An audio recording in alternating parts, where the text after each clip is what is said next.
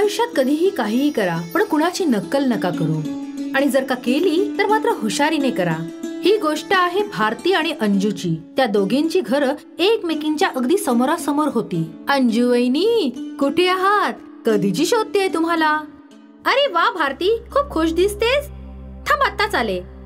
गच्चीवर आहे, कपडे वाळत घालायला आले होते. काय झालं ग? अंजू भारतीला भेटायला येते. भारतीच्या हातात मिठाईचा डबा असतो. वहिनी वहिनी, आम्ही ना नवीन गाडी घेतलीये. आता आम्ही सुद्धा कारवाले झालो हो. घ्या, तोंड गोड करा. अच्छा, ही तर खूप चांगली गोष्ट आहे की तुम्ही पहिलं वाहन घेतलं, ते सुद्धा गाडी घेतली. घे, तू सुद्धा तोंड गोड कर. भारतीने सांडलेली मिठाई अंजू भारतीला भरवते. भारती म्हणते, अरे अरे, हे काय? मी सांडलेली मिठाई तुम्ही मला खायला लावताय? तुमच्याकडे आनंदाची बातमी आहे का? अरे असं काय, आम्ही सुद्धा नवीन स्कूटर घेतली ना. तुझे भाऊ ऑफिसला घेऊन गेले आहेत, म्हणून आता दाखवता येणार नाही. चल तुझी गाडी दाखव, बघूया कशी आहे ती. भारती अंजूला घेऊन घरी येते आणि तिला गाडी दाखवते. अरे वा भारती, गाडी तर खूप छानच आहे. चल भाऊंना बोलाव, त्यांचंही अभिनंदन करते. पण ते तर ऑफिसला गेलेत. अगं असं कसं करतेस तू?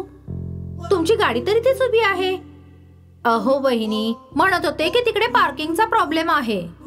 लांबचा प्रवास आहे आणि बस डायरेक्ट ऑफिसच्या दारातच थांबते. अरे मग काय फायदा?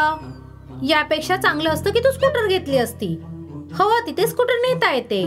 लहानशी गल्ली असो किंवा छोटीशी जागा, स्कूटर कुठेही पार्क करता येते. इतकेच नाही तर जेव्हा नवऱ्याच्या कमरेला धरून स्कूटरवर बसते आणि थंड हवा जेव्हा केस उडवू लागते, वाटतं जणू की एखाद्या सिनेमाची हिरोईन आहे. भारती अंजूचं म्हणणं ऐकून विचारात पडते. तिला तिच्या नवऱ्याचा राग आला. यांनी स्कूटर का नाही घेतली याचा. आता रोज ना रोज भारतीला गाडीकडे बघून चिडचिड होऊ लागली. जेव्हा पण ती अंजूला तिच्या नवऱ्यासोबत स्कूटरवरून जाताना पाहायची, तेव्हा नवऱ्याला ओरडायची, काय हो, का पाळला आहे हा सफेद हत्ती? मी तर म्हणते ती गाडी विका आणि एक स्कूटर घ्या. मूर्ख वगैरे झालीस काय? कोणी कार विकून स्कूटर घेतं का? कुठे असं डोक्यात येतं ग? एवढं फालतू विचार करत असतेस तू. भारती तिच्या नवऱ्याचं काहीच ऐकून घेत नाही आणि शेवटी त्याला ती गाडी विकून स्कूटर घ्यायला भाग पाडते आणि मग अंजूच्या घरी पोहोचते. अगं अंजू वहिनी, हे घे, तोंड गोड कर. आम्ही सुद्धा नवीन स्कूटर घेतली आहे. एवढंच नाही तर आज हे नवीन स्कूटर घेऊनच ऑफिसला गेले आहेत. अंजू पुन्हा भारतीने आणलेली मिठाई तिलाच भरवते. याचं भारतीला पुन्हा आश्चर्य वाटतं. ती अंजूला विचारते, काय झालं वहिनी? आता असं काय घडलं की तुम्ही मलाच मिठाई भरवताय? अगं ते आम्ही नवीन गाडी घेतली ना. अगं आमच्या ह्यांना एका नवीन गाडीबद्दल कळालं. म्हणत होते चल ना घेऊया, स्वस्तच तर आहे. अगदी स्वस्तात मिळाली म्हणून तर घेऊन टाकली. भारती चिंताग्रस्त होऊन म्हणते, अरे देवा, तुम्ही हे काय बोलताय अंजू वहिनी? तुम्हीच तर म्हणत होता की स्कूटर सर्वात चांगली असते. तुम्ही काय म्हणाला होतात बरं? म्हणाला होतात की गार हवा लागून केस जेव्हा उडू लागतात तेव्हा हिरोईन असल्यासारखं फील होतं म्हणून. ते सगळं काय होतं मग? अगं तू काय बोलतेस भारती? कार तर कार आहे ना. मुलांसोबत मस्तपैकी फिरायला जावं, मग तो पावसाळा असो की उन्हाळा. पूर्ण कुटुंबासोबत डोंगरांवर जा किंवा आणखी कुठे. अरे कार मधून उतरल्यावर लोकांना असं वाटतं, अरे वा, कोणीतरी आलं आहे, श्रीमंती दिसते. भारती एवढंच तोंड करून तिथून निघून जाते. अगं पण किचन मध्ये एवढ्या उकड्यात उभी राहून तू चहा का बनवतेस? हा बघ कूलर, आम्ही कालच घेतला. फक्त पाणी घालायचं आणि सुरू करायचा. जास्त विजेचं बिलही नाही आणि महागही नाही. सगळ्यात महत्वाचं म्हणजे आपण जिथे बसू तिथे सरकवता येतो. पण एसी सोबत हा प्रॉब्लेम असतो ना. ज्या खोलीत एसी बसवला आहे तिथेच बसून राहावं लागतं. म्हणजे बाकीच्या घरात तर घामाघूम होऊनच फिरायचं ना. काय मग आणखीन काय होतं? पुन्हा एकदा अंजूचं बोलणं भारतीला विचारात पाडतं. एके दिवशी ती एका ऑनलाईन साईटवर ती आपला एसी विकून टाकते आणि त्याऐवजी कूलर घेऊन येते. ही आनंदाची बातमी सांगायला भारती अंजूच्या घरी जाते आणि जशी ती अंजूच्या घरात प्रवेश करते तेव्हा अंजूचं घर अगदी थंडगार झालेलं असतं. अरे वा, बरं झालं मी सुद्धा कूलर घेतला ते. अरे वा, ही थंड हवा, अशी थंड हवा माझ्या एसी मध्ये सुद्धा नाही निघायची. असं वाटते की मी जणू काश्मीरला आले आहे. तेवढ्यात तिथे अंजू येते. अगं काय ग भारती, खूप आनंदात दिसतेस. किती बरं वाटतंय ग हे मे जूनच्या उन्हाळ्यामध्ये. तुमच्या घरी अगदी काश्मीरला आल्यासारखं वाटतं आहे. अगं घेतला ना काल एसी आम्ही लोकांनी पण. कुठे यार, कूलर मध्ये दमच नव्हता. आता काय करायचं, कोणीतरी मूर्खाने आपला एसी स्वस्तामध्ये विकायला काढला होता. मग म्हटलं घेऊनच टाकावं. पण आधी तुम्ही तर कूलरचं गुणगाण करत होता, त्याचं काय? काय बोलतेस तू? आधी तर फक्त पंखाच होता, मग कूलर आला आणि तो पंख्यापेक्षा खूपच बरा होता म्हणा. बरं ते जाऊ दे, चल एसीच्या थंड हवेत बसून गरम गरम चहा पिऊया. एका गावात सोहनलाल आणि त्याची पत्नी कमलेश राहत असतात. त्यांना 2 मुलं असतात, मोठी मुलगी मुस्कान आणि धाकटा मुलगा कौशिक. सोहनलालने आपल्या मुलीला गावातील एका प्राथमिक शाळेत घातले होते. काही काळानंतर कौशिक सुद्धा शाळेत जाण्याइतका मोठा झाला. मी विचार करतोय की कौशिकला आपल्या शहरातल्या सगळ्यात मोठ्या शाळेत घालूया, पण त्यासाठी आपल्याला खर्च मात्र खूप करावा लागेल. आपल्या एकुलत्या एका मुलासाठी आपल्याला हे करावंच लागेल. हो, तो आपल्या म्हातारपणाची काठी आहे. त्यावर खर्च केलेला पैसा आपल्याला व्याजासहित परत मिळेल. अहो, आपण काय पैसा सोबत घेऊन मरणार आहोत का? पण आपल्या घराण्याचं नाव कौशिकच चालवेल. ठीक आहे, मी त्याला शहरातल्या मोठ्या शाळेत भरती करतो. रोज त्याला शाळेची बस घ्यायला येईल. मुस्कान पण तिथेच बसून अभ्यास करत असते. ती त्या दोघांचे बोलणे ऐकून मध्येच बोलते. बाबा, मला सुद्धा कौशिक बरोबर त्या शाळेत जायचं आहे. आम्ही दोघं बहीण भाऊ मिळून शाळेत जात जाऊ. कमलेश, तुझी मुलगी जरा जास्तच फालतू बडबड करत असते. हो तर, माझी एकटीचीच मुलगी आहे ना, तुमची नाहीच आहे. आई, बाबा, तुम्ही दोघे माझ्यामुळे नका भांडू. ठीक आहे, जर बाबा मला मोठ्या शाळेत नाही घालू इच्छित तर मी आपल्या गावच्या छोट्या शाळेतच शिक्षण घेते. हो, आणि यापुढे लक्षात ठेव, माझ्या लाडक्या मुलाशी कधीही बरोबरी करण्याचा प्रयत्न करू नको. ते तुला कधीही शक्य होणार नाही. मुस्कान गपचूप आतमध्ये निघून जाते.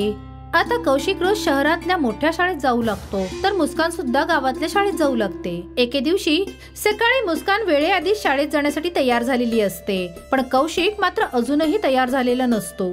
मुस्कान, सकाळी सकाळी तुला दुसरं काही काम नसतं का? आपली शाळेत जायला तयार होऊन बसतेस ते. हिला काय काम असतं? हिला एवढे सुद्धा कळत नाही की आपल्या भावाला तयारी करायला मदत करावी. तू स्वयंपाकघरात सुद्धा मला काडीची मदत करत नाहीस. मुस्कान स्वयंपाकघरात जाऊन आपल्या आईला मदत करायला लागते. कौशिक बाहेरच सोफ्यावर आपल्या नाश्त्याची आणि शाळेच्या टिफिनची वाट पाहत मस्ती करत असतो. मस्ती करताना तो अचानक सोफ्यावरून पडतो. काय झालं माझ्या मुलाला? माझा बाळ असा कसा पडला? ही मुस्कान या घरातली फक्त अडगळ आहे. तिला एवढे सुद्धा समजत आहे की आपल्या भावाची काळजी घ्यावी. अगं, तुझा जन्मच आपल्या भावाची आणि आई वडिलांची काळजी घेण्यासाठी झालेला आहे. माझं डोकं फिरलं म्हणून तुला शाळेत पाठवलं होतं. आता तुला शाळेत जाण्याची काही गरज नाही. जेव्हा बघावे तेव्हा तुला शाळेत जायची घाई असते आणि घरातल्या कुठल्याही कामात मन लागत नाही. आजपासून तुझी शाळा बंद. सॉरी बाबा, मी यापुढे माझ्या भावाची काळजी घेईन. माझे नाव शाळेतून नका हो काढू. मी एकदा जो निर्णय घेतला तो घेतला, त्यात बदल होणार नाही. मुस्कानचं शाळेत जाणे बंद करण्यात आले आणि कौशिकचं शिक्षण शहरातल्या मोठ्या शाळेत चालूच राहते. काही वर्षानंतर मुस्कानचा विवाह होतो, तर कौशिक सुद्धा 12वी पास झालेला असतो. सोहनलाल बसून चहा पित असतो, तितक्यात कौशिक तिथे येतो. बाबा, मला परदेशात जायचे आहे. मी माझे पुढचे शिक्षण आता अमेरिकेत जाऊनच करणार. बेटा, तू आम्हाला सोडून दूर जायचा विचार का करतो आहेस? ओहो बाबा, आता हा इमोशनल ड्रामा करू नका. मला परदेशात जाऊन माझे भविष्य घडवायचे आहे. बाळा, मी माझे पूर्ण आयुष्य तुझे भविष्य घडवण्यासाठीच घालवले आहे. मी तुझे वाईट कधीच चिंतणार नाही. पण तुला परदेशात पाठवण्यासाठी आता माझ्याकडे पैसेच उरले नाहीत. कारण मी जे काही पैसे कमवले होते ते तुला चांगल्या शाळेत शिकवण्यावरती खर्च झाले आता. पण अमेरिकेचा तुझा खर्च मी कुठून करू ते मला माहित नाही. तुम्ही आधीपासूनच तुमचा वैयक्तिक खर्च कमी करून माझ्यासाठी बचत करायला हवी होती. आता ही तुमची चूक आहे, माझी नाही. आता वाटल्यास हे घर विका, पण मला अमेरिकेत पाठवा. सोहनलाल आपल्या मुलाच्या प्रेमापायी शरण जातो आणि आपले घर विकून आलेले सगळे पैसे ते कौशिकला देतो. नंतर असाच काही काळ तो आपल्या पत्नी कमलेश सोबत एका भाड्याच्या घरात राहतो. आणि मुलगा परत येईल याची वाट पाहतो, पण तो परत येत नाही. एकदा मोठ्या मुश्किलीने सोहनलाल कौशिकचा नंबर मिळवून त्याला कॉल करतो. कौशिक बेटा, तू ठीक आहेस ना? आता परत कधी येणार आहेस? ओहो डॅड, तुम्ही मला डिस्टर्ब करू नका. मी माझ्या लाईफ मध्ये खूप बिझी आहे आणि हो, मी त्या घाणेरड्या जागेतही परत येणार नाही. मला नोकरी लागली आहे आणि मी इथे लग्न सुद्धा केले आहे. आता परत मला फोन करू नका. मुलाच्या वागण्याने निराश झालेले सोहनलाल आणि कमलेश एका वृद्धाश्रमात जाऊन राहायला लागतात, कारण आता त्यांच्याकडे अजिबात पैसे उरलेले नसतात. एक दिवस सोहनलालची पत्नी कमलेशचा अचानक मृत्यू होतो. डॉक्टरने त्याचे कारण हृदयविकार सांगितला. सोहनलाल आपल्या पत्नीसाठी खूप रडत असतो आणि तो आपल्या मुलाला घाबरत घाबरत कॉल करतो. बाळा, हे बाळा, कशाला उगाच रडताय? आता तुम्ही असेच म्हणाल की परत ये, पण आधीच सांगतोय, माझ्यासाठी माझ्या मुलांचे भवितव्य जास्त महत्वाचे आहे. त्यासाठी मला माझी नोकरी घालवून चालणार नाही. ठीक आहे बेटा, तू तुझी नोकरी वाचव, पण मी तुझ्या आईला नाही वाचवू शकलो. सॉरी बाबा, म्हणजे आई आता या जगात?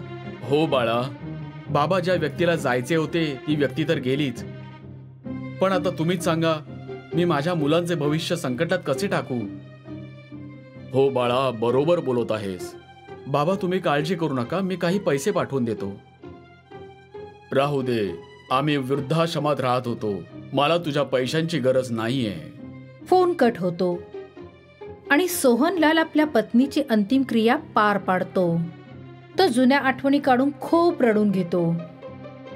मुस्कान आपल्या मुलाच्या वाढदिवसानिमित्त वृद्धाश्रमात काही गोष्टी वाटायला म्हणून येते आणि आपल्या पित्याची दारुण अवस्था पाहून तिला रडायला येते आणि ती वृद्धाश्रमाच्या व्यवस्थापकाशी बोलून आपल्या वडिलांना आपल्या घरी घेऊन जाण्याची तयारी करते. मुस्कान, मी माझ्या मुलीचे घरचे अन्न कसे काय खाऊ? मी तुझ्या बरोबर नाही येऊ शकत. बाबा, मुला मुलीत कसलाच भेदभाव नसतो, पण जी चूक तुम्ही आयुष्यभर केलीत आज पण तीच करताय. हो, मी अशी चूक करायला नको होती. खरंच सांगतो, मुला मुलीत काही फरक नसतो. फक्त एक फरक सोडला तर मुलगा तोपर्यंतच मुलगा असतो जोपर्यंत त्याचे लग्न होत नाही, आणि मुलगी तोपर्यंत मुलगीच राहते जोपर्यंत तिचे आयुष्य संपत नाही.